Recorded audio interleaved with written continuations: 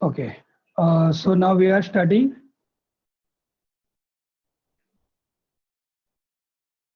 Good afternoon, friends.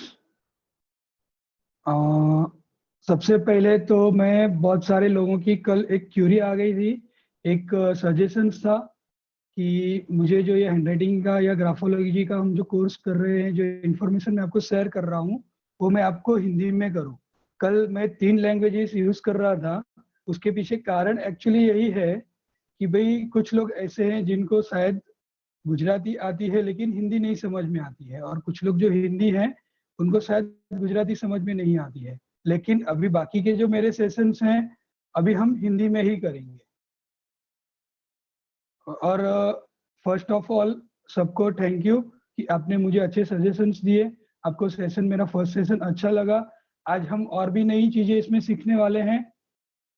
तो आज का पूरा सेशन मैं हिंदी में करूंगा, और उसके बाद में आपके कोई क्वेश्चन आंसर्स हैं तो आप मेरे को व्हाट्सएप पे भेज सकते हैं। कल काफी सारे क्वेश्चंस के आंसर्स मैंने ग्रुप में भी दिए हैं। मुझे पर्सनली भी क्वेश्चन आंसर्स आए थे जो मैंने उनके आंसर्स दिए हैं। और आपको और भी कोई डाउट्स हैं तो आप मुझे व्हाट्सएप पे ग्रुप में या पर्सनल में आप भेज सकते हैं। सो आज हम स्टार्ट करते हैं। आज हमारा सेकंड डे है। So let's start. ओके। तो कल हमने स्टार्ट किया था, मेरा ये जो ग्राफोलॉजी के पीछे का जो कारण है ये कोर्स चालू करने का, और ये जो मैं कोर्स करवाता हूँ उसमें सबसे पहले तो है कि नो योर सेल्फ। आप अपने सेल्फ को जानिए दूसरों को जानने के पहले। दूसरों को जानने के पहले आपको अपने सेल्फ को जानना है। इसके लिए कल हमने एक एक्टिविटी की थी कि मैंने आपको आपकी राइटिंग लिखने के लिए बोली थी, आपको आपकी हैंडराइटिंग आपके बारे में माई सेल्फ लिखने के लिए बोला था, जो आपने लिखा था।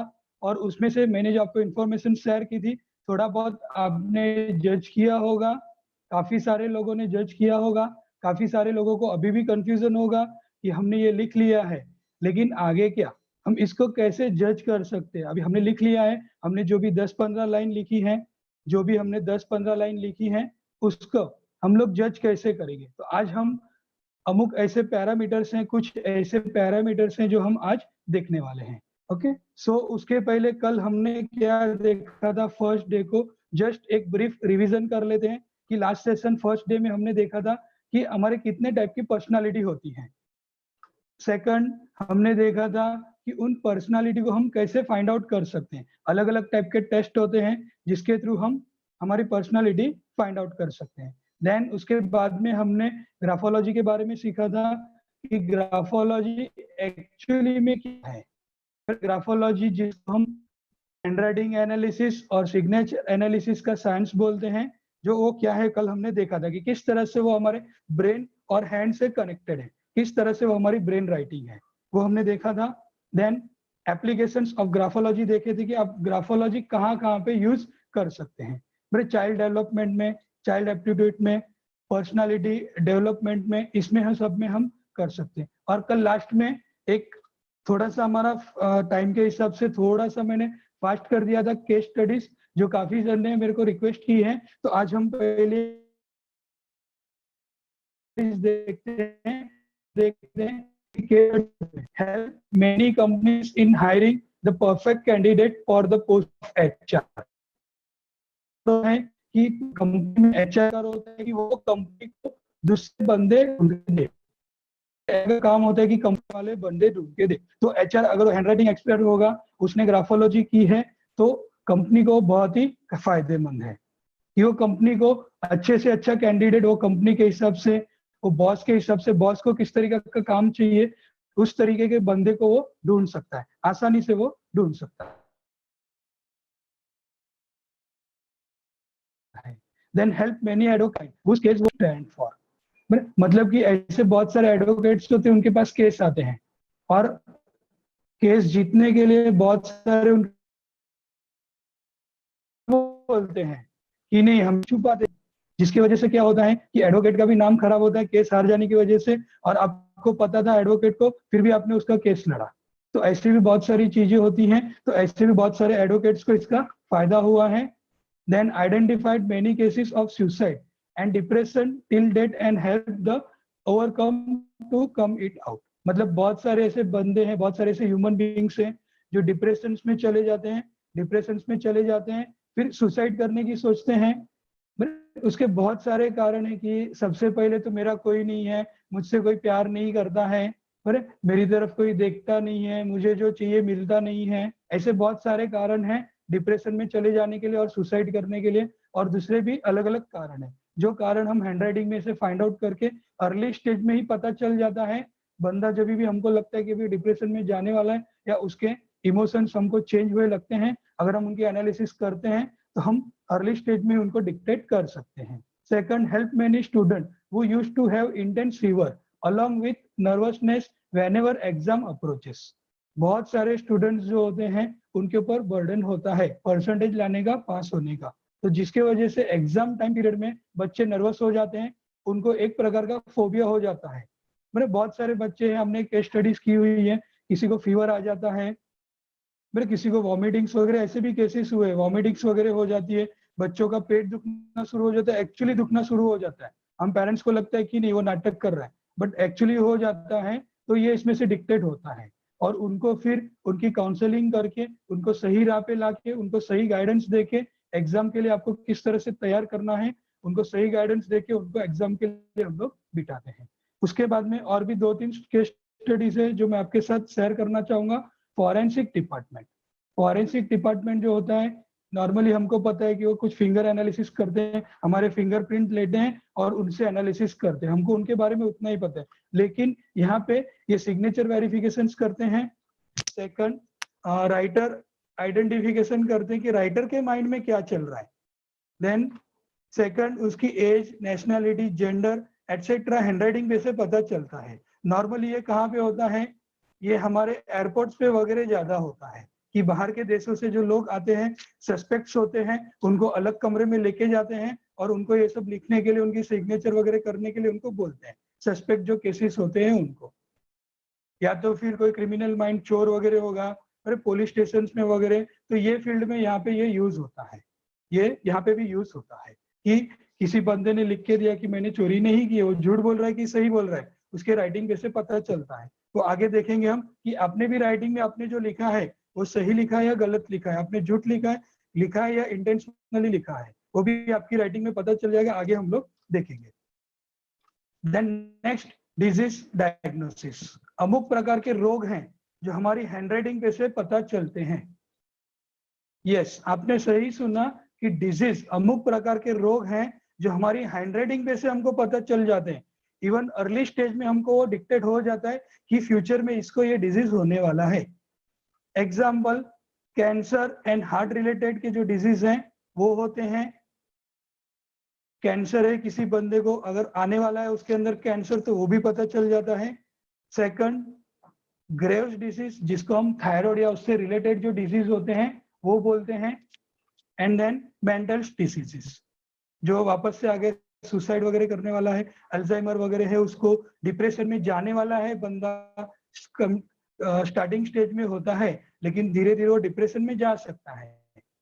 इस तरह से तो मैं आपको एक कैंसर और हार्ट पेशेंट के अमुक जो है हैंडराइटिंग के सैंपल्स में आपको बता रहा हूँ यहाँ पे, दैट कैंसर एंड हार्ट टिक किस तरह से मैनुअल एनालिसिस उनकी राइटिंग पे से किस तरह से पता चला है। तो graphologists have determined the certain breaks, writing, slant, interruptions in the upstrokes and the downstroke. Upstrokes और डाउनस्ट्रोक क्या है कि हम जो राइटिंग करते हैं ऊपर नीचे के जो हमारे स्ट्रोक होते हैं, हम जो जॉइंट राइटिंग वगैरह करते हैं या हम ऊपर से नीचे जो कर्व्स देते हैं, तो उसके अंदर से पता चल जाता है। Specially in letter with loop, loop मतलब कि जिसमें ज्यादा कर्व्स होते हैं, बड़े can point to the heart disease, हमारे हार्ट डिजीज के उसको पॉइंट आउट कर सकते हैं। यहाँ पे मैं आपको दिखाता हूँ, एक आपका यहाँ पे स्क्रीन के ऊपर एक पिक्चर आई है मेरे हैंडराइटिंग की, इसमें यहाँ पे आपको पॉइंट आउट किया हुआ है कि किस तरह से यहाँ पे आप देखेंगे मेरा माउस का पॉइंट है, यहाँ पे इसके सिग्नेचर में, इसके सॉरी राइटिंग में, जहाँ पे उसके लूप्स हैं, जहाँ पे उसके जॉइंट्स और स्ट्रोक्स ऊपर नीचे होते हैं, वहां पे ये पता चला है। और मैग्नीफाइंग ग्लास में वगैरह देखने के बाद में उसका डार्कनेस और ये जो है आपको यहाँ पे नीचे दिखाया हुआ है, डाउन स्ट्रोक और अप स्ट्रोक में आपको दिख रहा है कि कितना उसका डार्कनेस है और कितनी उसकी लाइटनेस है। मेरे डाउन स्ट्रोक है जो उसका डार्क हो रहा है, अप स्ट्रोक जो है उसका लाइट हो रहा है, वापस डाउन स्ट्रोक उसका डार्क हो रहा है, अप स्ट्रोक उसका लाइट हो रहा है, इस तरह से हमको पता चलता है। तो ये इसके लिए ये बहुत ही डीप फील्ड है, इसके लिए आपको बहुत डीप में जाना पड़ता है ग्राफोलॉजी के लिए, जो अभी हमारे नॉर्मली इंडिया में अभी तक ये स्टार्ट नहीं हुआ है, लेकिन बहुत सारी वेस्टर्न कंट्रीज में ये चालू हो गया है, हैंडराइटिंग के ऊपर से ये करना, डिजीज को फाइंड आउट करना और उसका रिसर्च करना। अभी सेकंड जो है ये मेरा कैंसर किस तरह से आप अर्ली स्टेज में फाइंड कर सकते हैं, उसके ऊपर है। मेरे sample of the micro photographs of handwriting. Micro photographs मतलब कि एक प्रकार का स्पेशल कैमरा होता है जिसके अंदर उनकी हैंडराइटिंग एनालिसिस होती है। मेरे यहाँ पे आपको एज दी गई है, 23 एज में, 33 एज में और 43 एज में वही बंदे की राइटिंग कैसी आई है, कैसे स्ट्रोक्स आए हैं। तो फर्स्ट स्ट्रोक जो है, फर्स्ट सैंपल जो है आपका एज 28 में, दैट इज द एकदम स्मूथ कर्व है इसका। यहाँ पे आपका कर्व जो है ये बहुत ही स्मूथ है और उसका मूवमेंट का फ्लो जो एकदम फ्लो मूवमेंट उसका एकदम इजीली फ्लो हो रहा है। देन 33 एज के अंदर सेकंड सैंपल जब भी उसका दिया तो उसके जो मूवमेंट्स हैं, फिर उसके जो ये थोड़े से स्प्रेड हो रहे हैं, उसका जो जॉइनिंग है थोड़ा सा स्प्रेड धीरे धीरे हो रहा है। यहाँ पे आपको इसके लूप दिखेंगे, यहाँ पे आपके लूप जो है ये कहीं पे थोड़े से स्प्रेड हो रहे हैं और कहीं पे ज्यादा जॉइंट हो रहे हैं। देन नेक्स्ट थर्ड सैंपल है आपका कि clear interpretation between the descending and ascending strokes. अभी थर्ड सैंपल जो है आपका यहाँ पे एज 40 में, यहाँ पे आपको दिख रहा है कि किस तरह से उसके राइटिंग में और वेरिएशन आए हैं। तो ये कैंसर के पेशेंट्स के राइटिंग है जिसको माइक्रो फोटोग्राफ्स के अंदर जैसे हमारा एक्सरे निकालते हैं उस टाइप का एक मशीन होता है, अलग टाइप का कैमरा होता है जिसके अंदर ये देख के डिटेक्ट कर सकते हैं। तो ऐसे बहुत सारे ऐसे डिजीज है और भी बहुत सारे डिजीज के ऊपर वर्कआउट चल रहा है ग्राफोलॉजिस्ट का कि जिससे हैंडराइटिंग पे से हम उनके डिटेक्ट कर सके। ओके, सो नाउ इतना हमने देख लिया किस तरह से। अभी कल हमने जो आपकी राइटिंग लिखी है, आपने जो कल आपकी राइटिंग लिखी है उसमें हम देखेंगे कॉमन फीचर्स ऑफ ग्राफोलॉजी। अभी ग्राफोलॉजी जो होती है नॉर्मली आप किस तरह से उसको आप आपकी हैंडराइटिंग जज कर सकते हो। मैं आपको थोड़ा सा आपको हिंट दे रहा हूँ, आपको क्या करना है। सबसे पहले आपको आपके अल्फाबेट की साइज फाइंड आउट करनी है। आपकी अल्फाबेट की साइज कैसी है, लार्ज यानी कि बहुत ही बड़ी है, मीडियम की जो ज्यादा बड़ी भी नहीं है ज्यादा छोटी भी नहीं है, स्मॉल है या एकदम वेरी स्मॉल आप लिख रहे हैं, एकदम छोटे छोटे अक्षर आप लिख रहे हैं। ये अलग अलग टाइप की साइज है हैंडराइटिंग में। किसी की हैंडराइटिंग बहुत बड़ी होती है, किसी की मीडियम होती है, किसी की स्मॉल होती है और किसी की तो एकदम छोटी होती है, जिसको हम बोलते हैं यार क्या चींटी के पैर जैसा लिख रहा है तू, हम उनको ऐसे बोलते हैं। तो उनकी हैंडराइटिंग इतनी छोटी होती है, तो उनके साइज पे से भी हम उनकी हैंडराइटिंग पर्सनालिटी जज कर सकते हैं कि एक किस तरह का बंदा है, किस तरह की इसके अंदर पर्सनालिटी है, ये क्या बंदा काम कर सकता है, इसके अंदर क्या कैपेबिलिटीज हैं, ये सब हम इसके अंदर डिटेक्ट कर सकते हैं। तो यहाँ पे आप आपकी साइज चेक कर सकते हैं कि आपकी साइज किस तरह से, कैपिटल के साथ में स्मॉल की साइज आपकी कितनी है, आप ये चेक कर सकते हैं। आपने कैपिटल लेटर लिखे उसके साथ में स्मॉल की साइज। सेकंड आपका बेस लाइन। बेस लाइन मतलब कि हम नॉर्मली हमारे यहाँ रूलर नोटबुक होती है तो हम लाइन को टच करके लिखते हैं, और स्पेशली मैंने आपको बोला था कि अगर आपके पास बिना रूल का पेपर है तो उससे आपको पता चलता है कि मेरी पर्सनालिटी मैं किस तरह से हूँ। तो यहाँ पे काफी सारे जन की राइटिंग ऐसे ऊपर गई होगी, काफी सारे जन की राइटिंग ऐसे नीचे गई होगी जिन्होंने ब्लैंक पेपर यूज किया हुआ है। बहुत कम होंगे जिनकी राइटिंग एकदम ऐसे फ्लो में गई होगी। वेरी रेयर आर दैट कि जिनकी राइटिंग एकदम फ्लो में जाती है।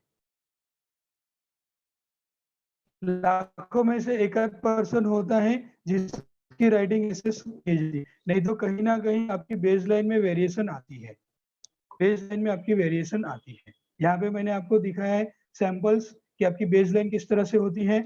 बड़े एकदम ऊपर फ्लाइट जैसे कि हम हवा में उड़ रहे हैं, फ्लाइट में जा रहे हैं, या तो फिर हम नीचे की तरफ जा रहे हैं, या तो फिर किसी की राइटिंग ऐसे कर्व में आती है, ऊपर नीचे होती है, और किसी की एकदम ये होती है। तो ये बेसलाइन के ऊपर से भी हमको पता चल जाता है कि ये बंदा किस टाइप का है, सही बोल रहा है या गलत बोल रहा है। फिर इसमें भी ये एनालिसिस किया जाता है। देन प्रेशर, आप कितने प्रेशर से लिखते हैं, आपके जो पेन या पेंसिल आपको दिया गया है लिखने के लिए, आप कितना प्रेशर लेते हैं। पर काफी जन लिखते हैं, इतना लाइटली लिखते हैं कि पीछे के पेपर के ऊपर कुछ दिखता ही नहीं है। काफी जन इतना लिखते हैं कि 1-2 पेपर तक इतना प्रेशर देके लिखते हैं कि 1-2 पेपर तक उसकी इंप्रेशन आती है। और काफी जन तो इतना दबा के लिखते हैं, पीछे के 7-8 पेज तक भी उसकी छाप हमको धीरे-धीरे थोड़ी दिखाई देती है। उतना प्रेशर देके लिखते हैं। उस पे से भी हमको पता चलता है कि किस तरह का ये बंदा, उसके माइंड में क्या चल रहा है, वगैरह-वगैरह। तो इन सब से ये जो है हमारा साइज, बेसलाइन, प्रेशर, इन सब से हम उसकी पर्सनैलिटी जज कर सकते हैं, वो सही बोल रहा है या गलत बोल रहा है। बराबर? उसका मूड हम डिटेक्ट कर सकते हैं कि वो सही मूड में है, गलत मूड में है, उसका मूड अच्छा है कि अभी उसका मूड किस तरह का चल रहा है। फिर इंसान का मूड जो है टाइम टू चेंज होते रहता है। इवन दिन में भी बहुत बार इंसान का मूड चेंज होता है। सुबह को एकदम खुश रहेगा, दोपहर को अचानक से थोड़ा सा ऐसा दुखी रहेगा, कुछ न्यूज मिली, सैड न्यूज मिली तो हमारा मूड थोड़ा सैड हो जाता है, फिर वापस शाम को हमारा मूड थोड़ा ठीक हो जाता है। तो दिन में 24 घंटे में हमारा मूड बहुत बार चेंज होता है। तो अकॉर्डिंगली हमारी राइटिंग भी इस तरह से आती है। लेकिन जब भी हम ग्राफोलॉजी में जब भी उनका जज करते हैं तो हम अलग अलग तरीके से उनको कुछ लिखने के लिए देते हैं, करते हैं, और उस पे से उनकी राइटिंग ये सब जज होती है। ये सब मैं आपको बेसिक थोड़े से पैरामीटर्स दे रहा हूँ कि आप थोड़े से आप देख सकते हो। अभी यहाँ पे बेस लाइन है, ये बंदा जो एकदम सीधा लिख रहा है, नॉर्मल ये बंदा एकदम सीधा साधा है, ना झूठ बोल रहा है ना सही बोल रहा है, हम उसको ज्यादा डिटेक्ट नहीं कर सकते। लेकिन जो बंदा ऐसे ऊपर लिख रहा है, मतलब कि उसको लिखने में मजा आ रहा है, या तो फिर कहीं ना कहीं वो सच बोल रहा है, उसको अंदर से एंथ्यू है, उसका एंथ्यू जो है वो पावरफुल है, कहीं ना कहीं वो सच बोल रहा है। और जो लाइन आपकी डिसेंडिंग में जा रही है तो कहीं ना कहीं वो झूठ बोल रहा है। और ऊपर नीचे ऐसे कव हो रही है, मतलब कि वो आपको बातों में घुमाना चाहता है। ऐसे अलग अलग हम उसके पैरामीटर्स हम चेक कर सकते हैं। सिर्फ ये 2-3 लाइन पे से पता नहीं चलता है, उनकी बहुत सारी लाइनें हम लिखवा के लेते हैं, उस पे से पता चलता है। देन प्रेशर के ऊपर भी होता है, हेवी प्रेशर होता है तो कभी कभी हमको कोई बोलता है लिखने के लिए, हमको गुस्सा आता है, पर हमारी टीचर होती है, पर हमारे बॉस होते हैं, हमको कुछ लिखने के लिए देते हैं, या हमारा मूड नहीं होता है, या किसी के साथ झगड़ा हो गया है तो हम लिखने की कोशिश करते हैं, तो कभी कभी हमारे राइटिंग में प्रेशर आ जाता है। तो हमारा हाइपरनेस वगैरह, इंसान का हाइपरनेस वगैरह बताता है, उसको काम करने में कितना एंथ्यू है। हम किसी को लिखने के लिए देते हैं कि तू ये काम के बारे में लिख। नॉर्मली हम मेरे पास भी बहुत सारे ऐसे आते हैं कि रिक्रूटमेंट के उनके आते हैं, 1-2 कंपनी में जाके मैंने रिक्रूटमेंट भी किए हुए हैं कि उनके राइटिंग सैंपल हम लेते हैं कि भाई आप हमारे सामने ही आप जो जॉब के लिए अप्लाई कर रहे हैं उसके बारे में आप लिखिए। तो उनकी राइटिंग पे से वो पता चल जाता है कि वो क्या लिख रहे हैं, किस तरह से लिख रहे हैं, उनका मूड क्या है, उनका प्रेशर कितना आ रहा है, उस पे से ये सब जज हो जाता है। नेक्स्ट, उसके बाद में और भी कॉमन फीचर्स हैं स्लांट। अभी स्लांट बहुत ही इंटरेस्टिंग थिंग है, इसके बारे में मैं थोड़ा आपको और नॉलेज दूंगा, लेकिन थोड़ा सा भी हम पहले देख लेते हैं कि स्लांट कैसे होते हैं। थोड़े से राइट हैंड साइड पे जाते हैं, थोड़े से लेफ्ट हैंड साइड पे जाते हैं, एकदम राइट हैंड साइड पे झुक जाते हैं, एकदम लेफ्ट हैंड साइड पे झुक जाते हैं, या तो फिर एकदम सीधे होते हैं। 3 टाइप के स्लांट होते हैं, लेफ्ट साइड, राइट साइड, या तो फिर एकदम सीधा होता है। आपकी राइटिंग में आप देख सकते हैं कि आपके स्लांट किस तरह से गए हैं। आपकी राइटिंग में स्लांट राइट साइड गए हैं, लेफ्ट साइड गए हैं, या सीधे आए हैं, ये आप चेक कर सकते हैं। मैं आपको एक आध मिनट देता हूं, आप चेक कर लीजिए आपकी राइटिंग में स्लांट किस तरह से है। आपने बेस लाइन देख ली होगी आपकी, जिन्होंने रूलर लाइन में लिखा होगा उनको बेस लाइन तो सीधी ही आएगी, लेकिन जिन्होंने ब्लैंक पेज में लिखा है अपनी थोड़ी सी बेस लाइन देख लीजिए किस तरह से जा रही है आपकी, आपका स्लांट किस तरह से जा रहा है। सेकंड, जोन होते हैं। अभी जोन के बारे में यहाँ पे मैं आपको नहीं बता रहा हूँ, मेरी नेक्स्ट स्लाइड में आपको ये पता चलेगा कि हमारे राइटिंग के जो होते हैं 3 केस होते हैं, अलग अलग जोन होते हैं, उस पे से भी हमको पता चलता है। Then next, spacings between letters. आप जो लेटर्स लिख रहे हैं, spacing between words, spacings between sentences, आप कितनी स्पेस दे रहे हैं उसके ऊपर से भी जज हम कर सकते हैं। कि समझो मेरे को ए एस लिखना है, ए एस, तो अभी ए एज मैंने जॉइंट लिखा है, एक दूसरे के ऊपर जॉइंट कर दिया है, एक ए इधर लिखा है, एज इधर लिखा है। मेरे वर्ड के बीच में मेरी स्पेस कितनी है लेटर्स में, एंड वर्ड्स मेरे को लिखना है आई एम अ बॉय, तो उसके बीच में मेरी आई और एम के बीच में, एम और अ के बीच में, अ और बॉय के बीच में मेरी स्पेसिंग्स कितनी है। और यहाँ पे मेरी स्पेसिंग सेम आ रही है कि अलग अलग आ रही है। यहाँ पे कभी कम स्पेस हो जाती है तो यहाँ पे ज्यादा हो गई, फिर वापस ज्यादा स्पेस हो जाती है। धीरे धीरे हमारी स्पेसेस में भी वेरिएशन आते हैं। देन उसके बाद में नेक्स्ट है स्पीड इन राइटिंग एंड हमारी मार्जिन्स। जैसे कि कल भी मैंने आपको बताया था, कुछ लोग एकदम ऊपर बीच में से लिखना शुरू कर देते हैं, कुछ लोग एकदम पेपर के ऊपर से लिखना शुरू कर देते हैं, कुछ लोग एकदम राइट हैंड साइड से लिखना शुरू कर देते हैं, लेफ्ट हैंड साइड से लिखना शुरू कर देते हैं, कुछ लोग एकदम नीचे लिख लेते हैं, कुछ लोग एकदम ऊपर ऊपर ऊपर ऊपर लिख के फिर नीचे नीचे नीचे नीचे लिख के एकदम छोटा छोटा छोटा छोटा छोटा लिखते जाते हैं कि पूरा पेज मेरा भरना चाहिए। मेरे को जो भी लिखना है मेरे को एक ही पेज में भरना है, मेरा दूसरा पेज वेस्ट नहीं होना चाहिए। तो उनकी मार्जिन्स वगैरह क्या है, इस पे से स्टार्टिंग में लिखना शुरू करते हैं, बड़ा बड़ा बड़ा बड़ा बड़ा लिखते हैं, फिर धीरे धीरे धीरे धीरे उनकी राइटिंग साइज छोटी छोटी होती जाती है। तो उनकी स्पीड, राइटिंग स्पीड भी, अभी स्पीड के बारे में भी कल काफी सारे जन ने मुझे क्वेश्चंस किए हैं, पर्सनल में भी बहुत सारे क्वेश्चंस आए हैं, ग्रुप में भी थे। अभी स्पीड के ऊपर जो है, हमारा स्पीड हमारे मूड के ऊपर डिपेंड करता है, या तो फिर हमारे पास क्या टाइम है, हमारे पास कितना टाइम है, हमको किस तरह से कौन से, अभी मेरे को अमुक चीज मेरे को आती है कि मैं बोलूंगा कि तू इसके बारे में लिख, और वो अगर मेरा फेवरेट विषय है, अगर वो मेरा फेवरेट सब्जेक्ट है, तो मेरे स्पीड थोड़ी बढ़ जाएगी कि मेरे को वो आता है तो मैं फटाफट लिख लेता हूँ। और वो सब्जेक्ट के बारे में मुझे पता ही नहीं है तो मैं थोड़ा सोच सोच के लिखूंगा तो मेरी स्पीड थोड़ी कम हो जाएगी। तो स्पीड जो है वो सब्जेक्ट के ऊपर, आपके फिजिकल अपीयरेंस के ऊपर, आप कब लिख रहे हैं, सुबह को लिख रहे हैं, शाम को लिख रहे हैं, आप लिखने बैठे तो आपका मूड कैसा है, ये सब चीजों के ऊपर भी आपकी स्पीड डिपेंड करती है। नेक्स्ट, अभी साइज और जोन्स जो मैंने आपको बताया था, तो यहाँ पे एक पिक्चर है। अभी ये जो हमारी साइज और जोन है वो हमारी पूरी बॉडी के रिलेटेड है। अभी हमारी बॉडी को हमने बोला था कि graphology is a writing, is brain writing. हमारी राइटिंग जो है ब्रेन राइटिंग है, तो ये ब्रेन के साथ है, तो हमारी बॉडी के साथ ये राइटिंग हमारी किस तरह से कनेक्ट होती है। तो यहाँ पे आपको दिया हुआ है, यहाँ पे 3 केस होते हैं।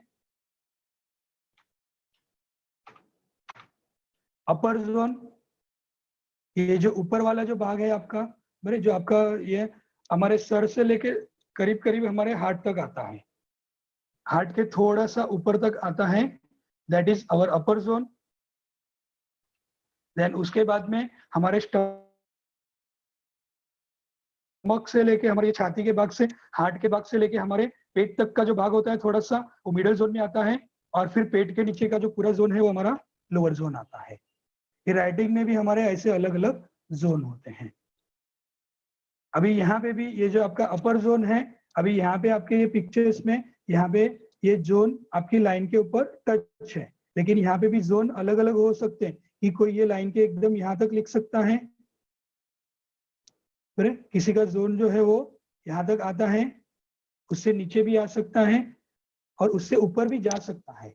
ये जो आपका जोन है, ये जो लाइन है, उसके ऊपर से उसके ऊपर भी कभी कभी जा सकता है। ऐसे बहुत रेयर केस देखने को मिलते हैं। ओके, तो ये जो अपर जोन वाले होते हैं लोग, जिनका केस ये ज्यादा अपर जोन में होता है, वो दिमाग से ज्यादा सोचते हैं, वो दिमाग से सोचने वाले होते हैं, उनके पास दिमाग ज्यादा होता है। और ये जो मिडिल जोन के जो होते हैं, जो मिडिल केस के जो होते हैं, वो किस तरह से लिखते हैं, तो वो दिल से सोच के लिखते हैं, मतलब कि वो इमोशनल ज्यादा होते हैं।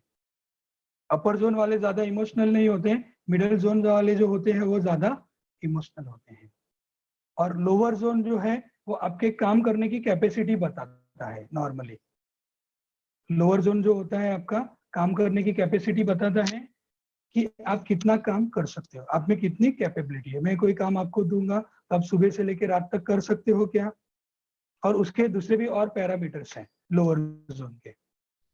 तो ये हमारे अलग अलग टाइप के अपर जोन है, मिडल जोन है और लोअर जोन है। हमारी पूरी बॉडी के साथ इसका रिलेशन है।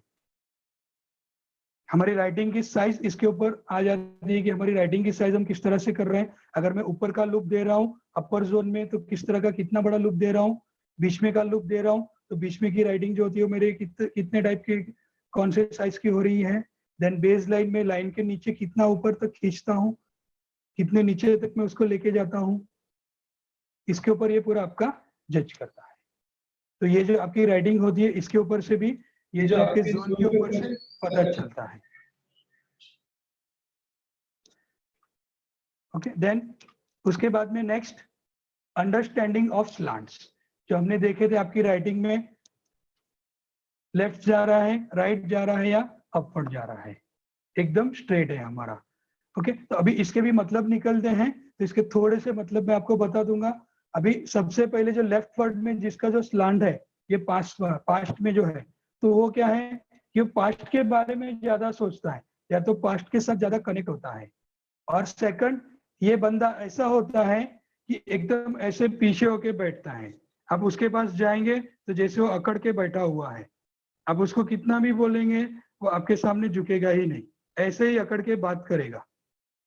ओके, तो कोई सेल्समैन वगैरह जाते हैं ऑफिस में वगैरह, आपके इसमें से कोई सेल्समैन वगैरह किसी का काम होगा तो आपको ऐसे लोग ज्यादा दिखते हैं कि हम उनके पास जाएंगे कि सर मेरे पास ये प्रोडक्ट है।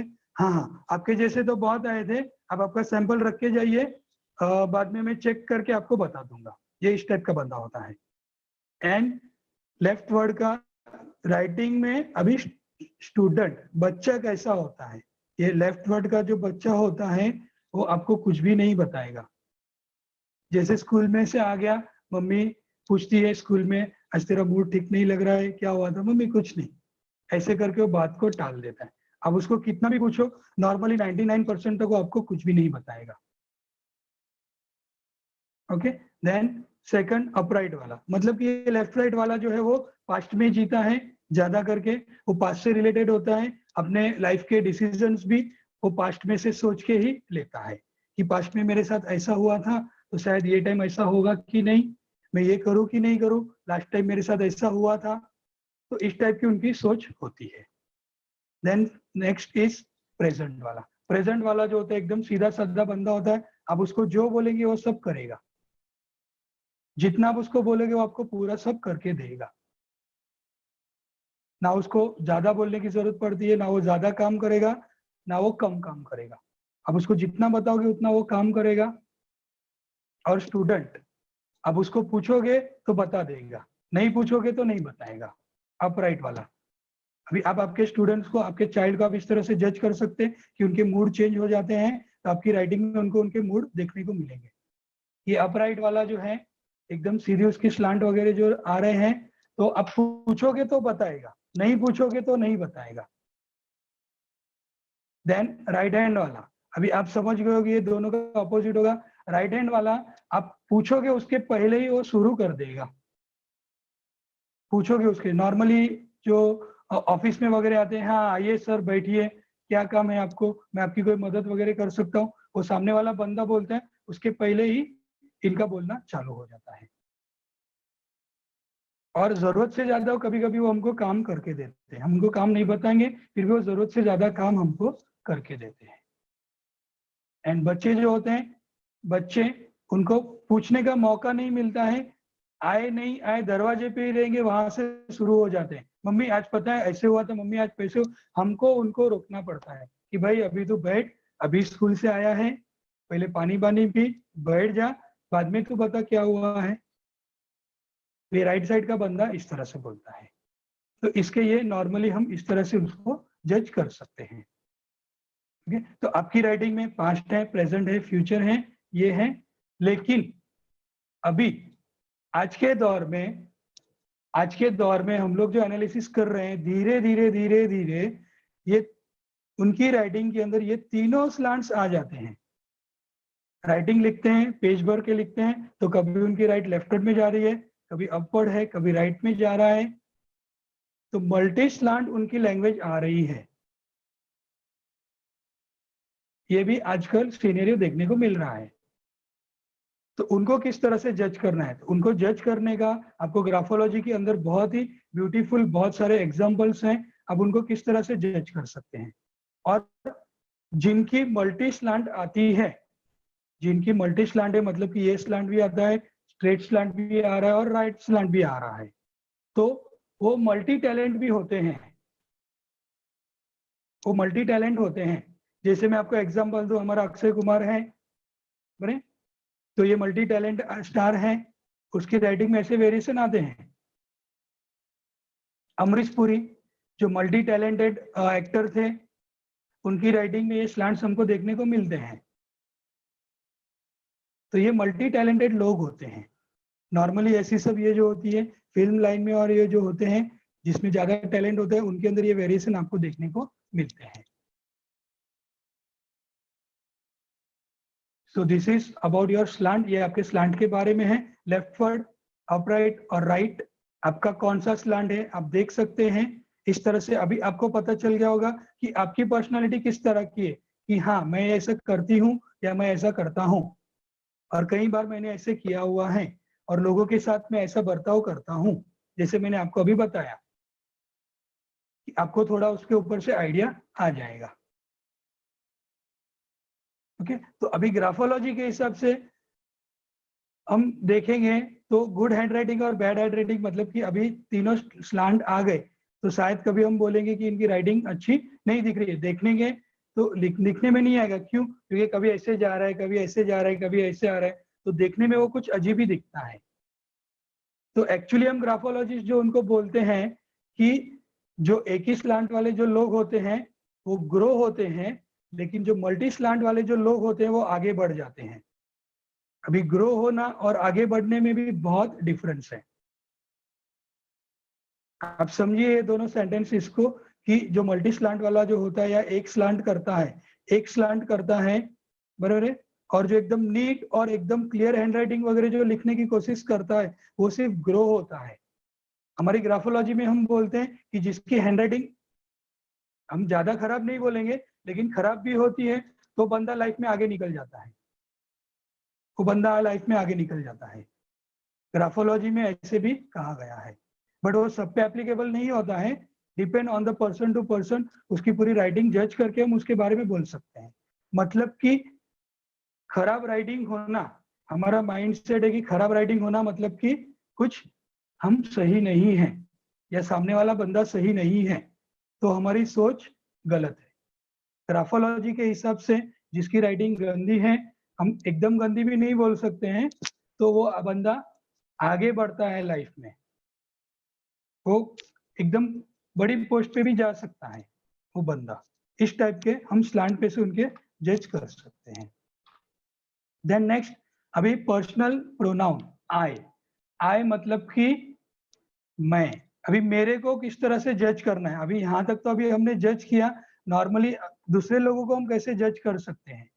अभी मेरा जज कहाँ से होता है, अगर मेरे को मेरे सेल्फ को जज करना है तो आई मतलब कि मैं कौन हूँ, जो पर्सनल प्रोनाउन बोला जाता है, तो उसको आप किस तरह से डिटेक्ट कर सकते हैं। तो दिस इज कैपिटल आई है। अभी यहाँ पे आपके बहुत सारे वेरिएशन है कैपिटल आई के अंदर। अभी इसमें कैसे हैं कि ये जो बीच में की लाइन होती है आई की, जिसको हम स्टेम बोलते हैं, ऊपर की जो हम लाइन करते हैं वो हमारे पेरेंट्स के साथ जुड़ी है, जो मदर के साथ जुड़ी हुई होती है, एंड नीचे की जो लाइन होती है वो फादर के साथ जुड़ी हुई होती है। This are the personal pronoun I, capital I. I am talking about capital I, small I के बारे में भी हम नीचे देखने वाले हैं। This is capital I. अभी यहाँ पे जो सेकंड है उसके बाजू में ही कि आई है, लेकिन वो दोनों सारा टच नहीं हो रहा है, मतलब मम्मी पापा के साथ उसका डिटैचमेंट है, अटैचमेंट नहीं है। देन थर्ड वन है जो नीचे के इसमें अटैच है, मतलब उसका पापा के साथ ज्यादा अटैचमेंट है।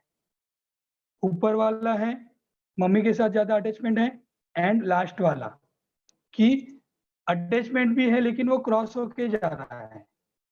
लास्ट वाली जो है अटैचमेंट है लेकिन क्रॉस होके जा रहा है, उसका मतलब क्या हो रहा है कि उनके ख्याल मिलते जुलते नहीं है।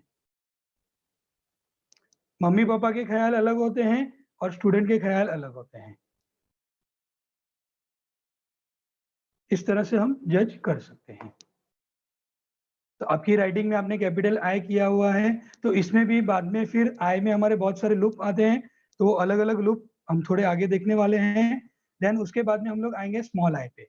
अभी ये स्मॉल आई है, अभी हम स्मॉल आई लिखते हैं, तो उसमें कैसे होता है कि हमारा डॉट, स्मॉल आई के ऊपर हम डॉट करते हैं, तो डॉट कैसे है कि हमने आई तो लिखा लेकिन डॉट मेरा थोड़ा लेफ्ट हैंड साइड पे पड़ा, बरोबर आई के ऊपर नहीं पड़ा है, मेरा डॉट लेफ्ट हैंड साइड पे पड़ा है।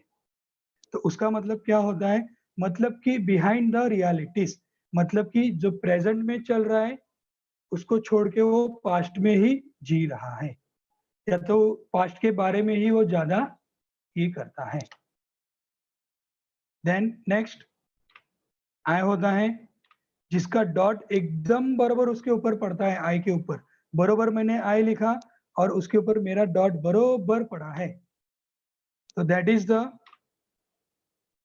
He is a very good focused, मतलब उसका फोकस जो है वो बरोबर है। Then third one, but natural, right hand side पे, तो he is a person ahead of realities, मतलब कि ख्यालों में ज्यादा रहता है,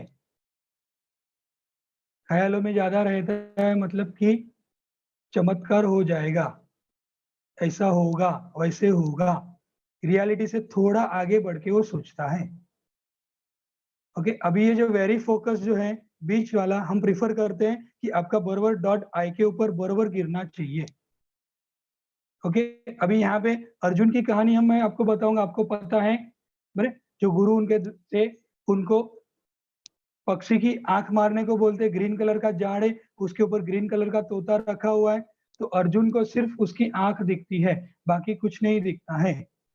तो ये जो होते हैं जिसका डॉट एकदम बरोबर पड़ता है, they are a very good focused, मतलब कि उनका कंसंट्रेशन एकदम प्रॉपर होता है, कोई भी चीज में काम करने हम बोलेंगे तो उनका काम में बहुत प्रॉपर कंसंट्रेशन होता है। देन उसके बाद में और एक आई होता है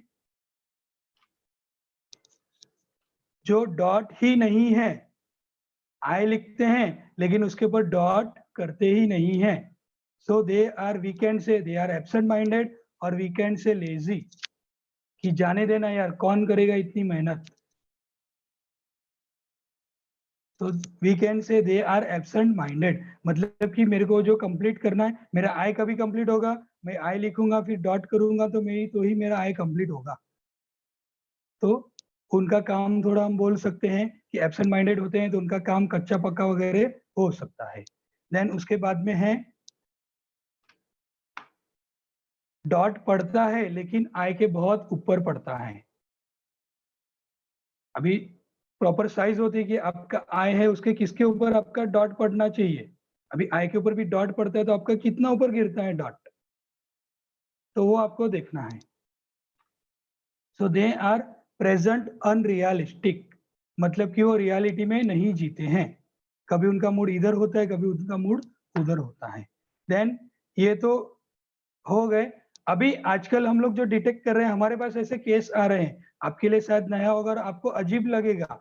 जो नेक्स्ट आई है, अभी ये आई के ऊपर का जो डॉट है, स्टूडेंट्स या जो भी है वो ऐसा डॉट कर रहे हैं हार्ट का, it is coming in their writing, उनकी राइटिंग में ये आ रहा है, दैट मीन्स कि either they are in love, either they are seeking love from someone, कि मुझे कोई प्यार करे, ये अटेंशन दे रहे हैं हमको हमको कि अवेयर कर रहे हैं कि या तो मैं किसी के प्यार में हूँ या तो मेरे को किसी के प्यार की जरूरत है। आजकल ऐसे भी हार्ट वाले उस पर डॉट करने वाले हमको दिखाई दे रहे हैं, तो ये अभी ये थोड़ा नया है दिस वन। देन उसके बाद में एक लेटर है, अभी ये हमारे जो आय हो गए कि आपको किस तरह से जज करना है, आय मतलब कि मैं, अभी आपका कैपिटल आपने किस तरह से लिखा हुआ है या तो फिर आपका स्मॉल आई आपने किस तरह से लिखा हुआ है, तो अभी आपको समझ में आ गया कि ये क्या है, तो आपको कौन सा आई लिखना है, वेरी फोकस वाला, प्रॉपर उसके ऊपर डॉट गिरना चाहिए, एकदम ऊपर भी नहीं, एकदम नीचे भी नहीं। तो आपको इस तरह का आई करना है। काफी जन ने मुझे पूछा था कि सर हम राइटिंग चेंज करके हम चेंज कर सकते हैं क्या? यस, अगर आप प्रॉपर प्रैक्टिस करोगे तो आपको जो मैंने बताया इस तरह से अगर आप करने की ट्राई करोगे तो धीरे धीरे वो आपकी राइटिंग में आ जाएगा और धीरे धीरे आपको उसमें आपके चेंजेस भी दिखाई देंगे। आपके पर्सनालिटी में, आपके बोलने करने में, आपके सोचने के तरीके में चेंजेस आ जाता है। देन उसके बाद में एक लेटर है टी। ओके, अभी टी जो है हमारा, बहुत सारी पर्सनालिटीज हमारी टी बेस से पता चलती हैं। तो एक जो टी है हम ऐसे लिखते हैं जिसमें हम टी का जो टी बार होता है उसको हम क्रॉस करते हैं। तो उसका मतलब क्या है कि he is in the fear, उसको कोई चीज का डर लग रहा है। देन सेकंड टी, टी लिखता है लेकिन एकदम नीचे उसका स्लांट करता है, दैट इज द, उसके जो एम्बिशन से जो गोल है वो बहुत ही लो है। देन उसके बाद में मिडल में करता है, टी के हम टी लिखते हैं और मिडल में करता है तो दैट मीन्स कि उसके गोल्स मीडियम है। देन उसके बाद में टी जो टॉप में करता है, आपने देखा अभी ये जो टी है टॉप में हो गया, that he is a high goals, इसके गोल बहुत ही हाई होते हैं।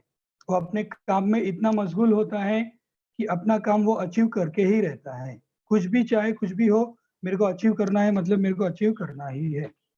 देन उसके बाद में कुछ लोग जो होते हैं वो जो हमारा ये स्टेम है जिसको हम स्टेम बोलते हैं, और ये हमारा ये कर्व जो बोलते हैं उसको टच ही नहीं करते, ऊपर थोड़ा सा उसका ऊपर आ जाता है।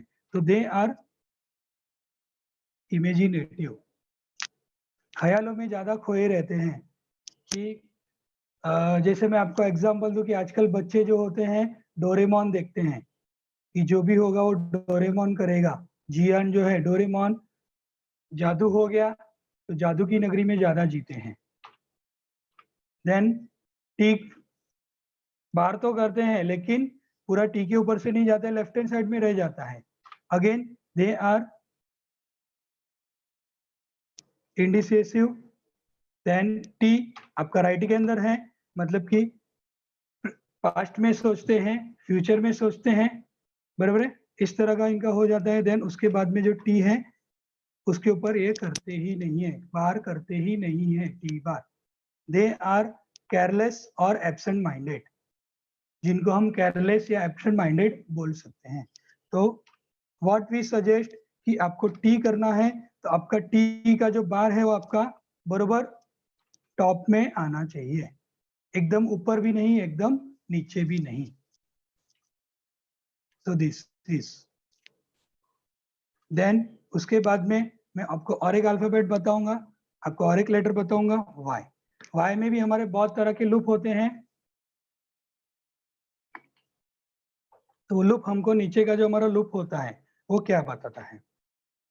फर्स्ट हमारा इस तरह का है कि मैंने वाई लिखा लेकिन नीचे मैंने लूप ही नहीं किया है। वाई में जो हमारा जे जैसा नीचे आता है वो मैंने किया ही नहीं है। तो ये किस तरह का बंदा होता है? लोनर, मतलब कि अकेला ही रहता है, अपने आप में मशगूल रहता है, अकेला रहता है। देन उसके बाद में ये जो है वाई, उसने जो डंडा है उसकी जो पीछे की जो लाइन है उसने छोटी की है। तो क्या होता है? बंदा विथ लैक ऑफ ड्राइव, मतलब कॉन्फिडेंस की कमी वगैरह हम उसको बोल सकते हैं, कुछ टाइप का होता है।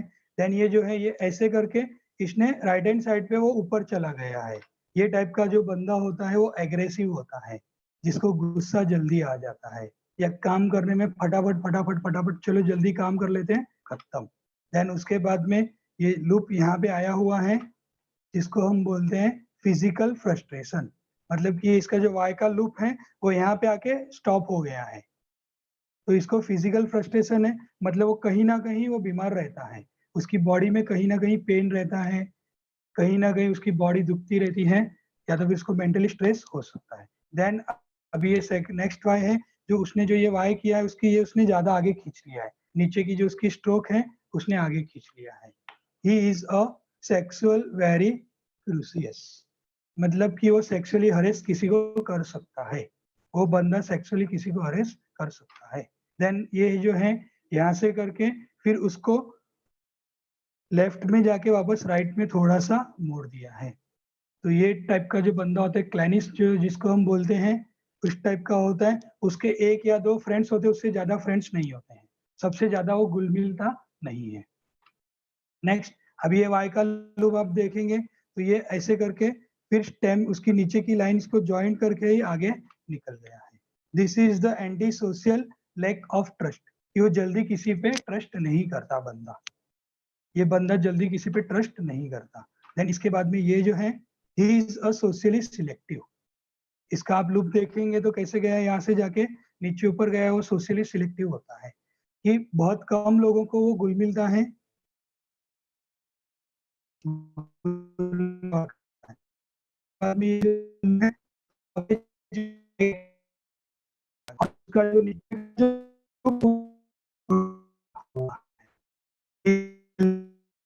ड्राइव मतलब कि इस बंदे को कोई प्रॉब्लम नहीं है, ये बंदा एकदम। देन उसके बाद में और एक वाई है कि इसका लूप आप देखेंगे तो बहुत बड़ा है।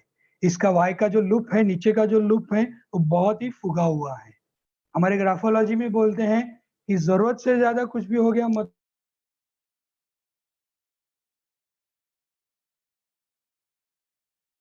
कुछ तो गड़बड़ है चलती है। He is a aggregated sexual imaginations। Normally sex के ख्यालों में वगैरह वो बंदा खोया रहता है। मेरे ये बंदा शायद किसी पे रेप भी कर सकता है फ्यूचर में, ऐसा बोला जाता है। देन नेक्स्ट हम कौन सा सजेस्ट करेंगे कि आपको ये फिजिकल वाई आपको करना है। नॉर्मली जो फिजिकल वाई वाला जो स्ट्रोक है आपको वो करना है। मतलब कि इसका नीचे का जो ये जो लूप है, आपके ये जो नीचे का लूप है, ये नीचे का लूप आपका ज्यादा खुला होना नहीं चाहिए और बंद नहीं होना चाहिए। और अभी इसमें भी जो वाई खुला रखते हैं और ये जो वाई आपने देखा लेगा कि लूप है, ये लूप है मतलब क्या है कि आपको पता होगा जूने जमाने में जो लोग थे वो पैसे कहाँ पे रखते थे, पोटली में बांध के रखते थे। तो ये कुछ ऐसा पोटली जैसा है, मतलब कि this is related to money power also. This is related to money power also कि मैं बाद मेहनत करता हूँ लेकिन मेरे हाथ में पैसा नहीं टिकता है, मेरा पैसा नहीं आता है। तो कदाच आप चेक कर सकते हैं कि आपका वाई में लूप नहीं रहेगा, आपके वाई में ऐसा लूप नहीं रहेगा। आप ये लूप करना शुरू कर देंगे तो धीरे धीरे आपके इसमें बढ़ोतरी आपको मिलते जाएगी। This is 110%। आप ये कर सकते हैं। तो ये पोटली जैसा है, आपके इसमें चेंज करके आप फाइनेंशियली आप में इसको बहुत सारे चेंजेस आपको मिल सकते हैं। देन नेक्स्ट और अमुक थोड़े क्लॉज हैं हम जिसको बताते हैं। अभी ये कैसे हैं, आप देखेंगे कि लेफ्ट हैंड साइड पे वो जाके फिर वो कर्व हो गया, सीधा आया, फिर लेफ्ट हैंड साइड पे ऊपर गया, फिर नीचे चला गया। इसमें फिर और वेरिएशन आते हैं बहुत सारे, मेरे ऊपर नीचे उनके स्ट्रोक्स वगैरह होते हैं। देन ये देखिए ये एक टाइप का जी है। जी में हम नॉर्मली कैसे करते हैं, ऐसे करके हम ऐसे पोटली बनाते हैं जो हमने अभी वाई में देखा, लेकिन ये जो है ऐसे करके वापस वो लेफ्ट में जा रहा है। सेम ये वाई में भी है ऐसे ही। अभी ये बी और ये डी में लूप है, ऐसे करके वो ऐसे करके पूरा वो खुलता नहीं है। अभी ये एफ है, नीचे का आप एफ देखेंगे तो यहाँ पे लोअर जोन में यहाँ पे एफ में इसका, देन यहाँ पे ये डी बी जो लिखते हैं उसमें है ये। इस प्रकार इसकी जो भी लाइन होती है लूप करके वो नीचे उनके राइटिंग में आ जाते हैं। बड़े आई वगैरह जो करते हैं कभी कभी उनके आई में भी चला जाता है ये दिस। तो इस टाइप के जो होते हैं इनके अमुक एक दो के राइटिंग सैंपल में आपको बताता हूँ, आप बोलेंगे कि राइटिंग में नहीं आते हैं, तो ये आते हैं ऐसे। तो यहाँ पे मैंने आपको दिखाया अमुक सैंपल्स, तो ये आपके राइटिंग में ऐसे क्लॉज आ सकते हैं। तो ये बंदे कैसे होते हैं, इस टाइप के ये जो बंदे होते हैं, ये बंदे पर्सन विथ चीटिंग मेंटालिटी, बदला लेने की भावना इनके अंदर होती है। ये बंदा चीटिंग मेंटालिटी का होता है, सबके साथ चीटिंग ही करते रहता है। इसके ऊपर हम भरोसा नहीं कर सकते हैं।